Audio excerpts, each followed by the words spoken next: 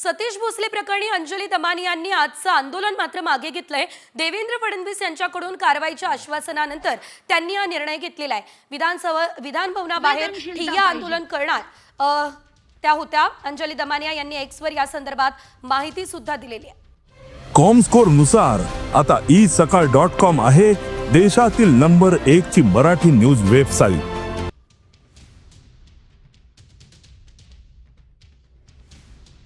आंदोलन करणार असल्याचं सांगितलं होतं, ते आंदोलन मात्र त्यांनी आता मागे घेतलेलं आहे। विधान भवनाबाहेरील दमानिया यांचं आंदोलन आता मागे घेण्यात आलं असल्याचं बघायला मिळतंय। फडणवीसांनी मी मेसेज करून विचारणा केली की महाराष्ट्रात चाललेल्या या दहशतीवरती मुख्यमंत्र्यांनी युतीतल्या आणि विरोधी पक्षाच्या आमदारांना आता तरी समज देण्याची गरज आहे आणि त्यांनी तशी समज अधिवेशनामध्ये द्यावी असं यावेळेस अंजली दमानिया यांनी म्हटलेलं आहे।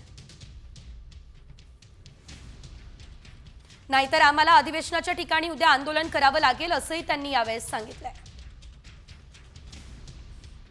बहुधा त्यांनी तसंच वाटत असावं म्हणून त्यांनी उद्या नाही पण याच अधिवेशनात करतो असं उत्तर दिलं, म्हणून उद्या मी या विषयावरती आंदोलन करणार नाही असं अंजली दमानिया यांनी म्हटलंय।